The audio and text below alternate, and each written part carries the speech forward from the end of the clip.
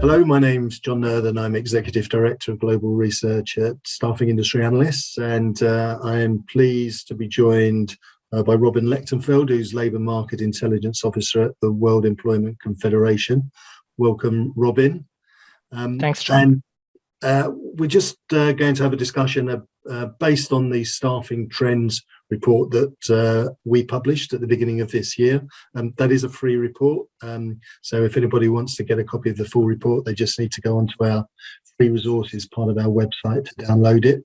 And the reason for producing that report, we do it every year, is just to highlight any trends that are different from this year compared to prior years. So we don't tend to cover the mega trends that are still prevalent in the market from one year to the next, such as automation and demographic changes. We try to just cover the things that are going to be different in 2022.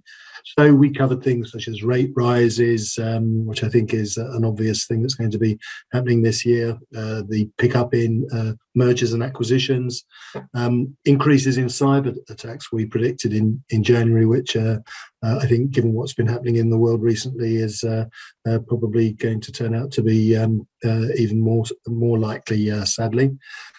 We talked about artificial intelligence and the dangers of artificial intelligence and the increasing body of legislation which is beginning to appear to try and regulate the use of artificial intelligence in talent acquisition. And then we also talked about the Great Resignation, and clearly that's a theme which is new. Anthony Klotz, who is the US academic who coined the term, said that the causes are actually multifaceted and manifest themselves in different ways. What he said was that the pandemic has prompted many workers to reevaluate their priorities. Some have been encouraged to stay at home parents, some start their own businesses, while others have decided to put more effort into pursuing their dream careers. However, many have left simply because they were unhappy in their roles and dissatisfied with their salary. So, Robin, what's the WEC's perspective on the Great Resignation, and how is the staffing industry addressing it? Yeah, thanks, John. So maybe having a look at some of the more general labor market developments that we observe, unemployment rates being at record lows in the EU, back to pre-crisis across the OECD. At the same time, employment rates are somewhat slower to recover, and the active population is still below pre-crisis. And hours worked are still in the process of the recovery. So indeed, the challenge right now are the worker shortages, and actually 1/4 of manufacturing and services businesses in the Euro area have reported in January of this year a lack of workers as a factor limiting their production. So that is actually the highest proportion in 40 years. So vacancy rates are indeed above pre-crisis levels across many regions and across most countries, actually, and particularly in the US, where also employment has yet to recover. So the term, the Great Resignation, it's really very characteristic actually of the US labor market, where we're indeed observing these record quit rates. But even over there, the sectors with the highest quit rates are actually also the ones that have the highest rates of hires. And in a lot of those, hiring actually outpaces quits. So myself, I'm not a great fan of the term, the Great Resignation, as it somewhat implies people are dropping out of the labor market, when maybe more employer-to-employer transitions is closer to the reality of what's going on. So maybe we could call it the Great Hiring instead. But in any case, worker shortages are indeed extreme. And if we look at some of the reasons behind these shortages, it's really indeed a combination of different interconnected factors. We've already mentioned the inactivity, the drop in the labor force. Furlough schemes are still around. Early retirement, so older workers leaving the labor force earlier, which has been shown actually to be the main contributor to the worker shortage in the US. We also saw a reduction in migrant workers, especially the case in the UK, where also Brexit is, of course, a factor. and indeed, as you mentioned, the reevaluation of workers in terms of their priorities. So at WEC, we like to call it the great mismatch, actually. So that is that the expectations of employees and employers in terms of what they want out of the relationship seem to have drifted further apart recently. And so this concerns job characteristics related to flexibility and autonomy, but also well-being and a sense of purpose.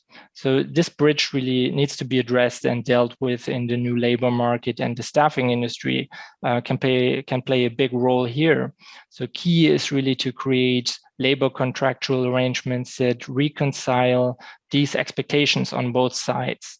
So that would involve a diversity of work arrangements, adequate social protection access, but also the provision of career guidance and training.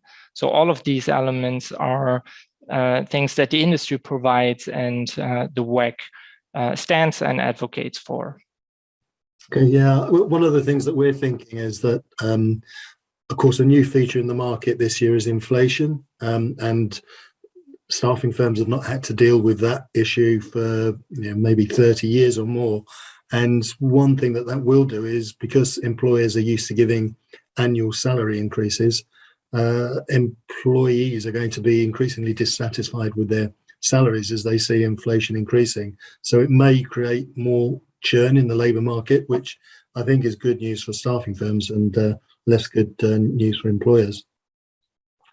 One of the other themes that we discussed in the Staffing Trends report was the latest round of COVID that we're having to experience. So COVID, not a new trend, unfortunately. We've lived with it for a few years now. But I think the current type of COVID environment that we're dealing with is different. Sadly, we've reached a stage where there have been 6 million deaths globally. In recent months, Brazil and the US have overtaken Belgium, Italy and the UK in terms of COVID-19 deaths per 100,000 people. And while a number of countries did relatively well at the start of the pandemic, they've started to struggle to control the disease. So countries like South Africa, France and Germany, for instance. Nevertheless, the variant of COVID that we have, Omicron, is less virulent, and of course the global rollout of vaccines has helped to lower risk, and cases are in decline globally, although not in all countries. We've seen regulations relaxed as well. We've seen the introduction of some government mandates, which imposes conditions on employers in terms of what vaccinations should be given in employment circumstances, but also many private employers have proactively implemented their own vaccine mandates, which is actually placing an additional admin burden on staffing firms.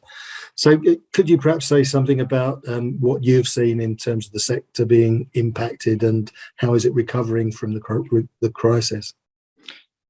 Yeah, sure. So the World Employment Confederation actually just released its latest economic report. And of course, to no one's surprise, the pandemic had a massive impact on the global staffing industry. So in 2020, we estimated that the global market contracted by 10%. And most of the largest markets actually dropped by double-digit percentages, of course. So minus 12% in the US, minus 9% in the UK. German staffing industry contracted by minus 13%, and France, the most impacted staffing market among the large markets, down by minus 22%. And Italy, somewhat less impacted, down by minus 5%. Also, the number of people placed in jobs by staffing companies dropped by 11% in the same year. Now, of course, the industry has always been highly cyclical and referred to as an early indication of where the economy is headed as it rapidly responds to shifts in demand. And also the industry is active across the entire spectrum of economic sectors, but especially in the services and manufacturing industries, which have, of course, been particularly impacted by the pandemic. Workers on fixed-term contracts, and that includes a large share of agency workers, tend to be the first to become unemployed during economic downturns. But also, on the other hand, the flexibility that is offered by the staffing sector allowed these companies to hire again quickly when the conditions improved. So since then, and that is basically talking since the second half of 2020, the sector actually recovered at really impressive rates. So that is both looking at the revenues of the staffing sector as well as the hours worked by agency workers. So many markets are actually above or close to pre-crisis levels again. But some of them actually really stand out. So for example, the US staffing market had already recovered from the pandemic last summer, with activity having reached record highs actually. France also was, as mentioned, a very hard hit market. So the base effect there is much stronger, of course. So, but nonetheless, a 130% monthly year-on-year growth is still astounding. And the Italian staffing market also has seen massive growth throughout last year and already surpassed pre-crisis levels. And other markets like Canada and Sweden also back to pre-crisis. Some others are still slightly below, such as the Dutch, German, and Swiss markets. But overall, we estimate that the European agency work market on average had recovered from the pandemic by the end of 2021. So that is the fourth quarter, after we've seen consecutive really strong growth rates in that area.